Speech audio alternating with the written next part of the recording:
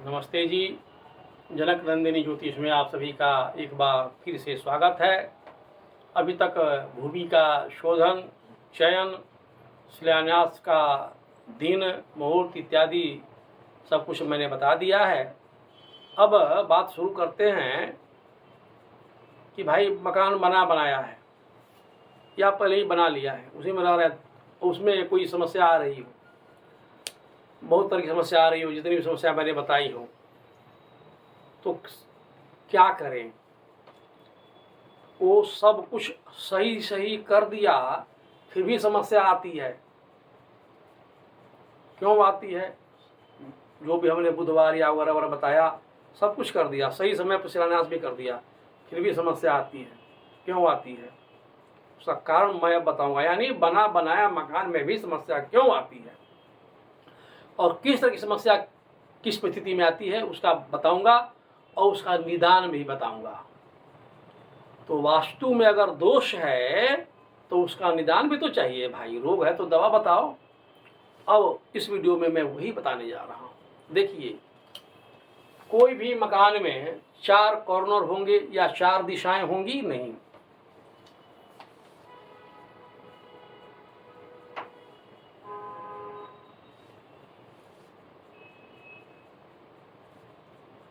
पूरब, पश्चिम, उत्तर, दक्षिण, ये 4 दिशाएं हो गई, 4 कॉर्नर हो गए। पूरब, पश्चिम, उत्तर, दक्षिण। जो वास्तुशास्त्र कहता है कि सब दिशाएं 90 डिग्री के कोण में होना चाहिए। कभी कभी क्या होता है, पैसे के अभाव में या काम चलाने के लिए कि बाद में बना देंगे, हम कोई ना कोई पार्ट छोड़ देते हैं, खुला रह जाता है। ये दोष है। यदि आपने पिंड का निर्धारण कर लिया, घर बनाते समय जो जमीन पर प्लिंथ बनाते उसका नाम पिंड, पैसा कम है, हमको बनाना था 3 रूम 4 रूम हॉल इत्यादि इत्यादि, लेकिन पैसा नहीं है, हम बाद में करेंगे, तो कोई पार्ट छोड़ करके बना लिया। या कभी कभी संपूर्ण भी बनाते हैं तो ऐसा बनाते हैं कि कोई ना कोई कोना छूट जाता है, बोलेंगे सर हवा के लिए छोड़ दिया है, धूप के लिए छोड़ दिया है। अरे भाई, ये बाउंड्री के हिसाब करो ना, घरवा में क्या छोड़ दिया है, तो वही दोष हो जाता है। इसमें वार वार से लेना देना नहीं है। जैसे क्यों, क्या अंतर पड़ेगा? आप रास्ते में जा रहे हैं, एकदम सही रास्ते में जा रहे हैं, बाएं तरफ है, फुटपाथ पर है, तो कोना का धक्का मार देता है। मारता था कि नहीं मारता था? इसमें आपकी गलती है? गलती उसकी है, उसने आकर धक्का मार दिया। तो यहाँ भी वही समझिए। ऐसा नहीं कि जब पंडित जी 2 तरह की बातें मैं कर रहा हूँ कि ऐसा ऐसा करे तो ऐसा ऐसा होगा, अब फिर समस्या क्या होगा, ऐसा ही कर दिया तो ऐसे मामले में समस्या आती है। आपकी कोई गलती नहीं, आकर के धक्का मार देगा, ईंटा फेंक के दूसरे को मार रहा है, आप ही को लग जाएगा, इसमें कोई गलती नहीं। ये ऐसे मामले में होता है। अब ये है ईशान कोण, सभी जानते हैं ईशान कोण है, पूजा का घर है, पूजा का स्थान यही है, ईशान कोण यही है। अगर एक खंडित हो गया, एक खाली है, खुला हुआ है, निर्माण नहीं किया हुआ है, खंडित हो गया, यदि ये भाग खंडित है यानी अधूरा है, या कभी कभी क्या होता है कि थोड़ा सा आगे लोग बढ़ा करके घेर लेता है, ऐसे हमारे जमीन में घेर ले ली, यही पिंड को आगे बढ़ा दिया, निर्माण यही से किया, ये भी दोष। इसको पूरा नहीं किया तो ये फिर भी दोष। अंतर समझ रहे हैं? जैसे बरामदा लोग बनाता है ना भाई, तो साथी बनाता है ना, इसको आगे तक खिसका दिया, इसको बनाता बना दिया, बाकी कुछ किया नहीं, ये भी एक दोषी है। तो या तो आप इसको खंडित कर दीजिए,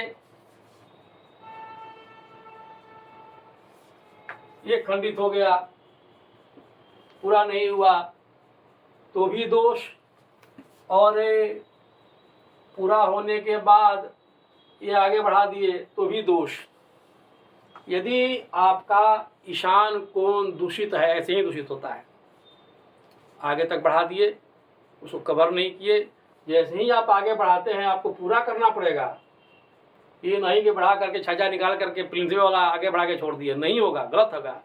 अगर आपने ऐसा कर दिया तो उस घर में कोई न कोई व्यक्ति ऐसा पैदा लेगा, उसको मिर्गी का रोग हो जाएगा। ऑटिज्म करके एक रोग आजकल पूरा आ रहा है, नए नए बच्चों में आ रहा है, बहुत सारे लोग आते हैं। अब उसको क्या बताएं, कुंडली दिखने से हम इसको घर बताते फिरे, कहाँ कहाँ घूमते फिरे। ऐसे लोगों के वंश में, घर में इस तरह की समस्या होती ही है जो नया बच्चा पैदा होगा। ये शंकर भगवान का स्थान है भाई, पूजा का घर है। जैसे ही ये डिस्टर्ब हो जाएगा, कोई ना कोई उसमें मेंटली ड्रिल हो जाएगा, पगला उलग जाएगा। उसको जलोदर, जब फेफड़ा में पानी वानी भर जाता है, ऐसे लोगों को होता है, हमेशा कोई ना कोई रोग लगा ही रहेगा। जबकि मकान में सबसे शुद्ध, सबसे श्रेष्ठ स्थान यही है। इतना बढ़िया स्थान है कि अगर ये खंडित न हो और कोई आदमी बीमार हो जा रहा हो, लगातार दवा खा रहे हैं तो ठीक, दवा जैसी छोड़ा कि फिर रोग हो जाता हो, आप मेरी बातों को आजमा करके देखिए कि आप अपने मकान में उत्तर पूर्व कोने में जो रूम है, जिसको पूजा घर है, अगर छोटा जगह है तो पूरा घर अगर रूम है, आप उस रोगी को इधर ही सुलाइए, पूरब की ओर सिर करके, सब दवा असर करने लगेगा। इतना बढ़िया है, इसीलिए कभी भी इसको डिस्टर्ब नहीं होना चाहिए। दूसरी गलती लोग क्या करते हैं कि इसी कोने में, यहीं पर ठीक कोने में दरवाज़ा लगा देते हैं, दरवाज़ा खोल देते हैं, इंट्रेंस हो रहा है इधर से ईशान्य कोण में। एकदम गलत बात है। भगवान भोलेनाथ का सिर के ऊपर से गुजरिएगा, इसकी औकात है। फिर गड़बड़ क्या होगा उस स्थिति में, सब कुछ बढ़िया, पूरा धन संपत्ति घर भरा पड़ा है, अचानक सब डूब जाएगा, सुख भोगने वाला आपका गायब हो जाएगा। कुछ लोग क्या करते हैं कि आजकल जो चल पड़ा है परिपाटी कि मकाने में अंडरग्राउंड बना दिए, काहे के लिए सर, पार्किंग के लिए। गलती से भी अगर आपने इधर पार्किंग लगा दी, कर दी, तो आपका बाल बच्चा साला पकड़ा जाएगा, वो खेत बेच के खा जाएगा, ये मकानों भी खा जाएगा। आप जब तक जिंदा हैं तब तक भोलेनाथ भले आपको रोक दे, भला कर दे, क्योंकि आपने सब कुछ दे करके बनाया। आपकी औलाद कभी भी सफल नहीं हो सकती, वो डूबने हैं, आप अपनी आंखों के सामने देख लीजिएगा। इसलिए कभी भी ईशान कोण को डिस्टर्ब मत कीजिए। अब अगर मान लिया कि डिस्टर्ब है, तब ईशान कोण डिस्टर्ब है, खंडित हो गया, तो क्या करें, जितना जल्दी हो सके इसको पूरा कर लीजिए। अगर ऐसे तिरछा था तो इसको यहाँ तक बढ़ा के कंप्लीट कीजिए जितना जल्द हो सके। कभी भी इसको खुला मत छोड़िए, ईशान कोण को कभी भी खुला मत छोड़िए। वैसे तो किसी भी कोना को खुला नहीं छोड़ना चाहिए, ऊपर से ढक दीजिए। पैसा नहीं है तो बांसे बल्ली डाल के ऊपर से कुछ डाल दीजिए, करकट डाल दीजिए, लेकिन तोप दीजिए, तुरंत शांत हो जाएगा। अब मान लेते हैं कि यही स्थिति यहाँ पर हो, तब यही खंडित हो या यही पोर्शन आगे बढ़ गया हो, जैसे यहाँ था वहाँ, तब ये उत्तर और पश्चिम कोना है, ये भंडार कोण है। भंडार मतलब धन संपत्ति रखने का जगह, खाद्य सामग्री रखने की जगह। कितना भी कमाइएगा निकलते चल जाएगा। काहे, ये अतिथि का जगह है, अतिथि देवो भव। अतिथि का मतलब क्या है, आगे ही रह जाना कि आया एक दूर में निकला, वही ना अतिथि है जी, आया गया आया गया। तो यदि ये खंडित है तो चूंकि यही भंडार कोण सड़ जाएगा, आपका कतनों कमाइएगा बरकत नहीं होगी, कमाते कमाते चप्पल घिस जाएगा, लगेगा लोग बात कहेंगे बाप रे बाप पूरा कमाई हो रहा है, तोरा का दुख है। वो मतलब दुख तो उन्हीं को पता है कि क्या दुख है, हमेशा घटले रहेगा। करोड़ों कमा रहे हैं, अगर महीना में 1 करोड़ कमा रहा है तो उसका खर्चे होगा 1.25 करोड़। तो लोग को तो दिख रहा है कि बहुत कमाई है बहुत कमाई है, लेकिन उसको क्या मालूम कि ऐसे ही लोग कमाते खूब है लेकिन कर्जा के बोझ के तले दबे रहते हैं। दूसरी बात, इसके जितने भी रिश्तेदार होंगे, अतिथि क्यों आएगा, आपको जाना पहचाना आएगा उसमें भाई, क्योंकि यही अतिथि ग्रह है, अतिथि कक्ष यहीं पर है, गेस्ट रूम यही है। धीरे धीरे आना बंद कर देगा, धीरे धीरे आपके लोग आपसे कटने लगेंगे। कारण यही, आपको पते नहीं चलेगा। आप सोच रहे हैं कि साला तेने हमको परेशानी बढ़ रहा है इसलिए हमको पास नहीं आ रहा है। वो पहले ज़्यादा था, लेकिन नहीं, ये इसी का प्रभाव है। तो क्या करें, यहाँ पर कभी भी लेटरिन मत बनाइए। लेटरिन मैंने उससे बता दिया कि कहीं भी कोने में मत होना चाहिए। तो आप इसको ठीक कीजिए, देखिए कि यहाँ क्या कर रखे हुए हैं। ऐसा तो नहीं कि उल्टा पुल्टा सामान कचरा घर बना कर, भंडार को तो थोड़ी कचरा घर बना कर दीजिएगा। इसको साफ सफाई कीजिए। अगर ये भाग खंडित है इसको पूरा कीजिए, ये भी निकला इसको खत्म कीजिए, और नहीं तो फिर इसको आगे बढ़ा कर ले जाइए। तो ज़मीन में छोड़ कर रखिएगा, तब ना आगे बढ़ा के पूरा कीजिएगा। ऐसे ही गुजर दिए कि हमारा कोई कब्जा न करे, छोड़ दीजिए, तब जा कर के इसमें सुधार हो जाएगा। अब यही स्थिति यहाँ हो तब, या तो यही बना हुआ नहीं हो, खुला छोड़ दिए, ओपन है, ऐसे है, ऐसे रहे या डायरेक्ट रहे, इससे कोई फर्क नहीं पड़ता। कट गया ना, इसको यहाँ तक आना चाहिए था ना, नहीं है, या ये यहाँ तक आ गया, दुआरी फोड़ रही घेरे हुए हैं, तो ये भी खंडित हो गया। यही है मास्टर बेड, मालिक का रूम यही है। मालिक मर जाएगा 1 साल के अंदर में, अगर नहीं मरा, जिंदा रहा 2-4 साल 5 साल, तो रोगियों के भगवान से मनाया कि हमको भगवान उठाइए लेवे, एक गति होगा। अगर ये भी नहीं हुआ तो इसका बाल बच्चा इसको इतना मारेंगे, इतना तंग करेंगे कि दुहाइयाँ मांगेगा। क्यों? मालिक का स्थान डिस्टर्ब हो गया, सिर कट गया। मालिक यहीं पर रहता है, यहीं पर सोता है, वही भाग खंडित है, तो मालिक सब तबाह। तो कमाने वाला, मकान बनाने वाला का दुर्गति यही है। इसलिए भाई इसको भी निशब नहीं मत कीजिए। आपका मकान में ही कोई समस्या है तो देखिए, अगर ऐसा लग रहा है तो इसको पूरा कीजिए। ये इधर है, इसको ख़त्म कीजिए, और नहीं तो इसको आगे तक बढ़ा के ले जाइए। तो ये सब समस्या तो अपना घर है तब ना कर सकते हैं जी। अब किराए का मकान बना है तो आपको फोड़ने देगा? नहीं कर सकते ना, तो छोड़ दीजिए उस मकान को। 1000 रुपया 2000 रुपया फालतू लग रहा है, वहाँ पर चल जाइए। लेकिन जिसका पश्चिम और दक्षिण कोना गड़बड़ है, कभी भी उस मकान में मत रहिए, क्योंकि यह घर के मालिक का निवास स्थान है। जब वही सुखी नहीं, वही तबाह, पूरा घर में तबाह हो जाएगा। किसी के साथ पार्टनरशिप रहिएगा, वो आप समझ लीजिए कि आप पार्टनरशिप बीच में छोड़ेंगे, वो अधिग्रहण कर लेगा। ऐसे लोगों को, बड़का बड़का लोगों को हमने देखा है, खूब व्यापार बढ़ा लेकिन अधिग्रहण कर लिया, नीलाम हो गया, ऐसे लोगों को होता है। अब यदि यह कोना डिस्टर्ब है तो अग्निकोण डिस्टर्ब है तो देखिए, ये होता है अपना सबसे नज़दीक व्यक्ति का दाहिनी भुजा।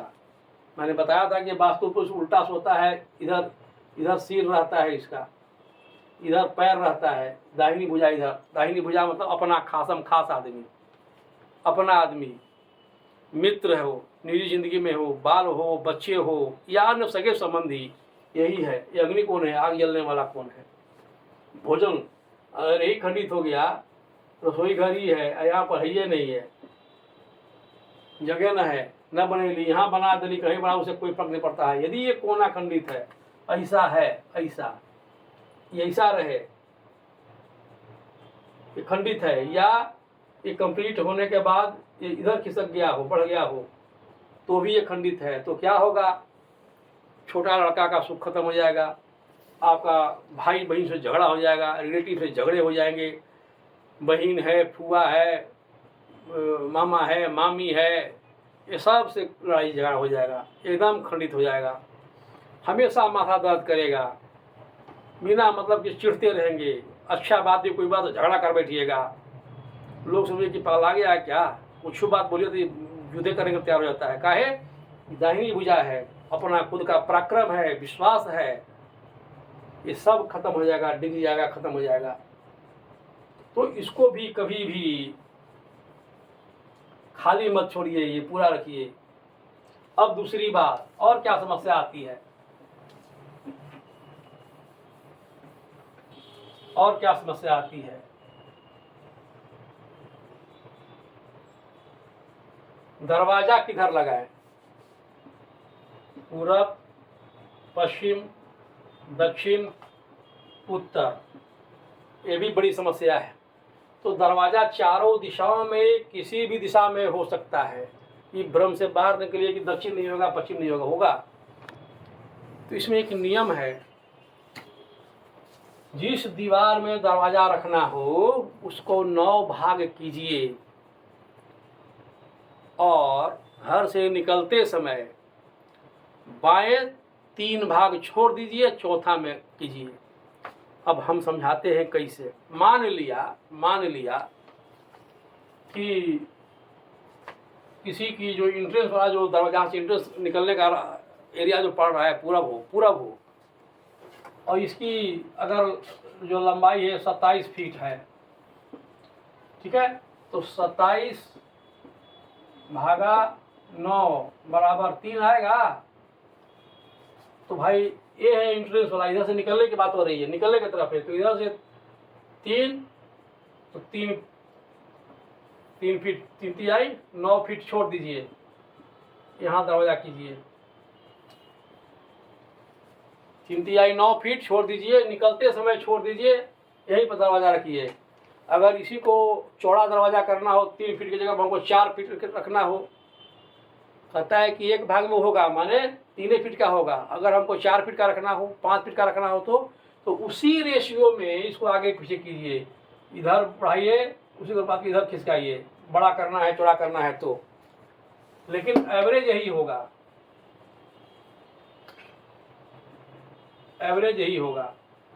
अगर इतना के बजाय आपको इतना करना है तो उसी एवरेज से आगे पीछे कीजिए, कोई समस्या नहीं। यही नियम सब जगह के लिए है, इधर भी यही नियम, इधर भी यही नियम। पश्चिम दिशा के लिए नियम नहीं है, पश्चिम के लिए नियम नहीं है, यहाँ के लिए नियम नहीं है। पश्चिम दिशा ही एकमात्र ऐसी दिशा है इसमें ठीक बीचों बीच होगा, बीचों बीच दरवाजा होगा। पश्चिम दिशा ही एक ऐसी जगह है जहाँ ठीकों ठीक बीचों बीच दरवाजा होगा। इसके अलावा पूरब, दक्षिण या उत्तर दिशा में निकलते समय बाएं तरफ 3 भाग छोड़ करके या चौथे में दरवाजा। अब हम मान लिया कि किसी का 50 फीट है, उसी में दरवाजा हमको खोलना है, तो 9 पचे 45 लगभग 5.5 फीट, तो 25 यानी निकलते समय बाएं से उसी हिसाब से देख लीजिए और कीजिए, वहीं पर दरवाजा होगा। ये सीधे सीधे हिसाब है। सॉरी 25 नहीं, 5 गुना 3, 5 तिया 15, तो 15 या 16 फीट के बाद बाएं तरफ छोड़ दीजिए, फिर दरवाजा रखिए। ये नियम पूरब, उत्तर और दक्षिण दिशा के लिए है, लेकिन पश्चिम दिशा के लिए ठीक बीचों बीच होना चाहिए। समझ गए? अब दूसरी बात,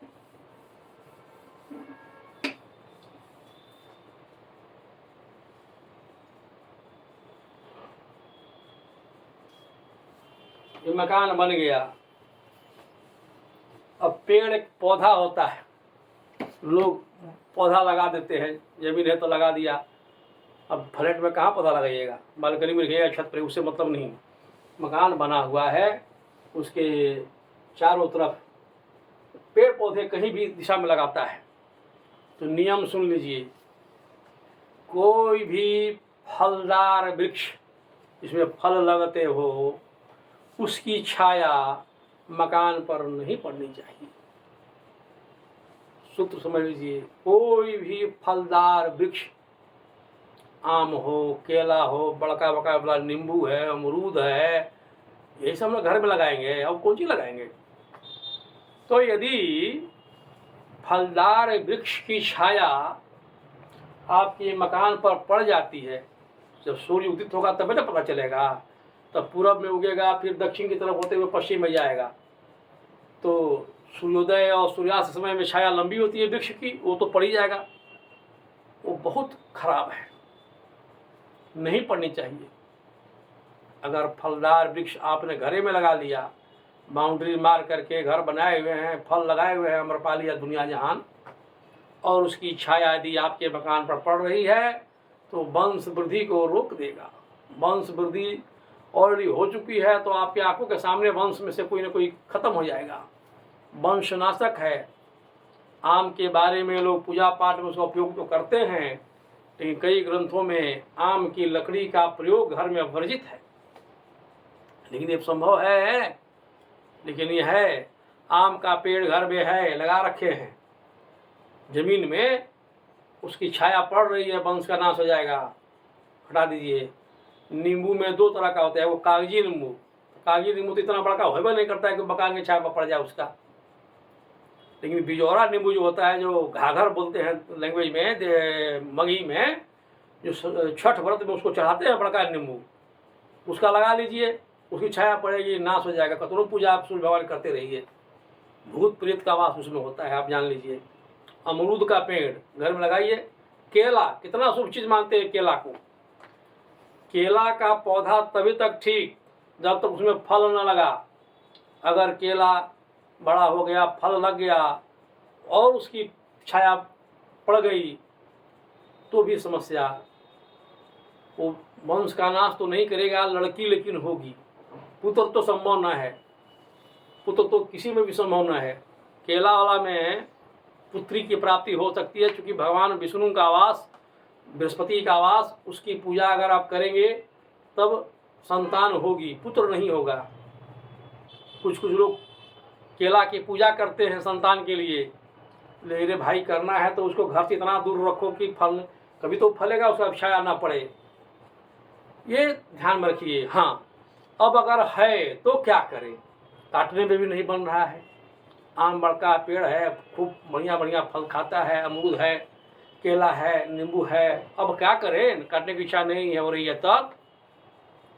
तब उसका उपाय है, क्या उपाय है कि उस पेड़ और अपने मकान के बीच में मौलश्री भी बहुत बड़ा पेड़ हो जाता है, मौलश्री का पौधा नंबर 1, अशोक का पौधा नंबर 2, शमी का पौधा, देखते हैं ना हर घर में शमी लगा, ये लोग दरवाजे पर लगा देते हैं। असल में उसका उपयोग करते हैं इन सब चीज के दोषों का नाश करके शमी का पौधा लगा देते हैं, लेकिन लोग तो दरवाजे पर लगेले हैं। अगर कहीं भी चारों तरफ पे कहीं पौधा हो, उसकी छाया पड़ रही हो फलदार वृक्ष के, तो क्या करें, शमी उनके बीच में मकान में शमी का पौधा लगा दीजिए, एकदम खत्म हो जाएगा। तो अशोक का लगा दीजिए, खत्म हो जाएगा। मौलसी लगा दीजिए, खत्म हो जाएगा। एक होता है जपा कुसुम फूल, उसका लगा दीजिए, खत्म हो जाएगा। चंपा लगा दीजिए, खत्म हो जाएगा। ये हुआ उपाय। दूसरा एक और चीज़ है, पेड़ हो, आम का पेड़ बहुत बड़ा हो, छाया भी आ रही हो, लेकिन उस आम के पेड़ और मकान के बीच में रास्ता हो, मतलब उधर से ही आप आना जाना करते हो, तो उसमें दोष नहीं माना जाएगा। बात को समझिए, केवल बाउंड्री से नहीं, यदि वो रास्ता हो, लोग आते जाते हो, तो उसका दोष नहीं माना जाएगा।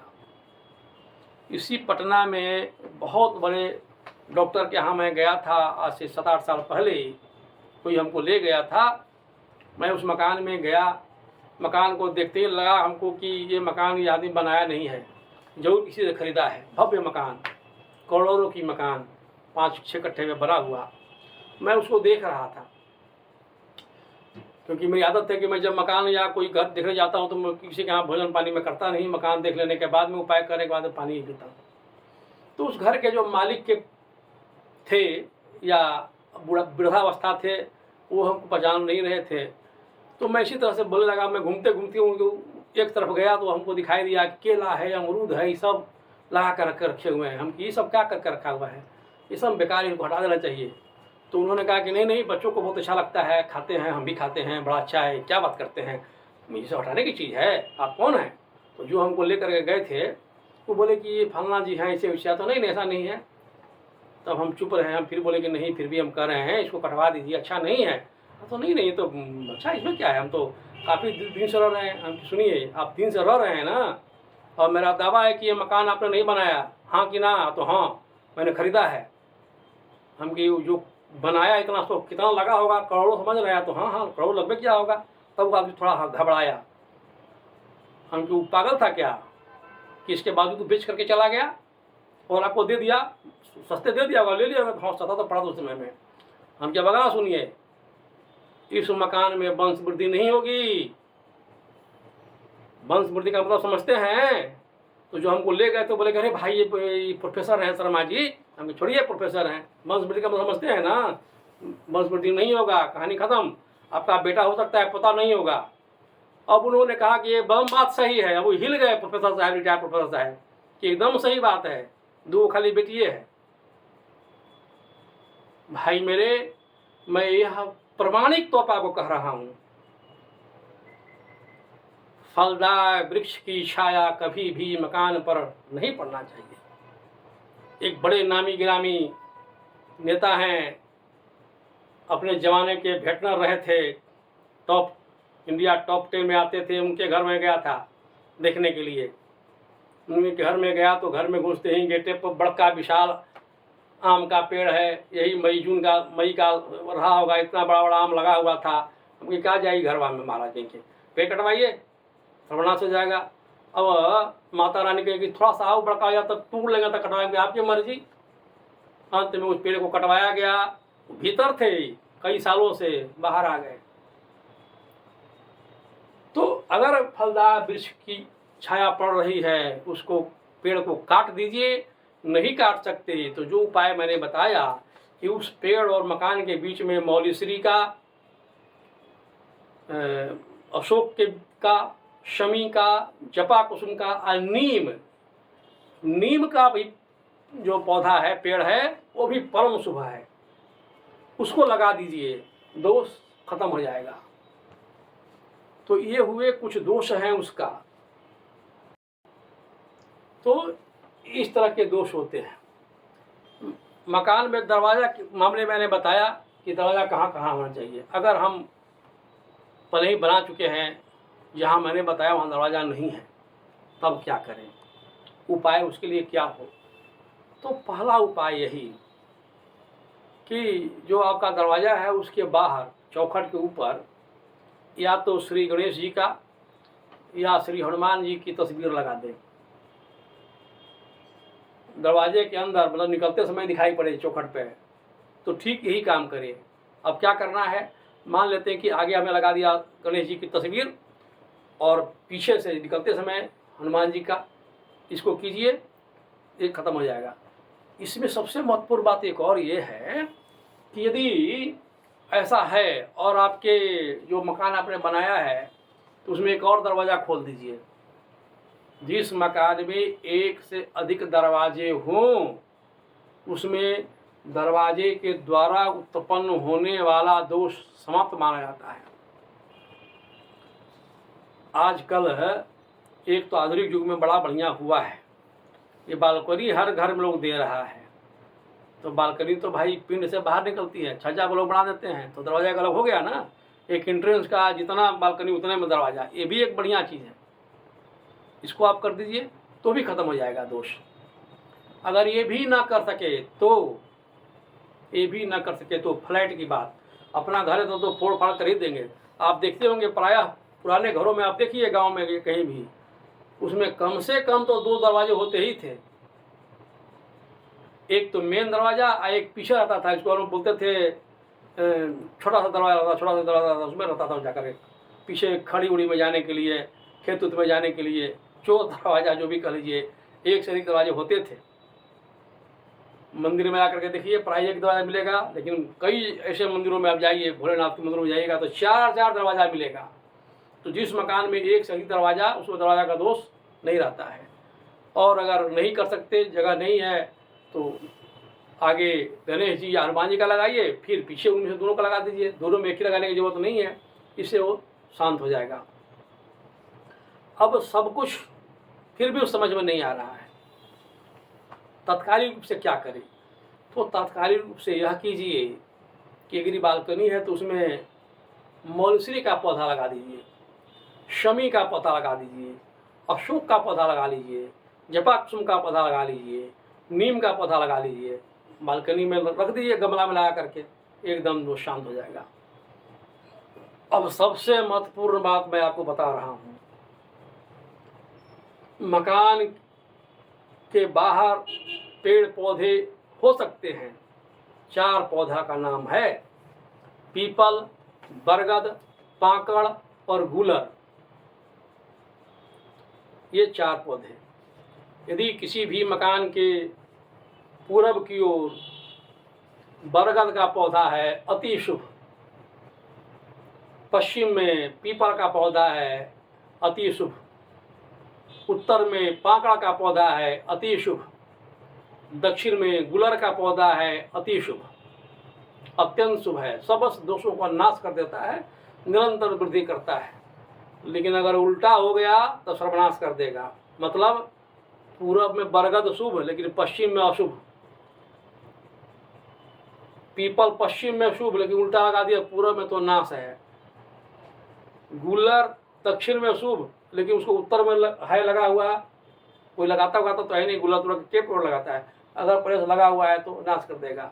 पाकड़ उत्तर में शुभ लेकिन वो दक्षिण में लगा हुआ है तो सर्वनाश कर देगा।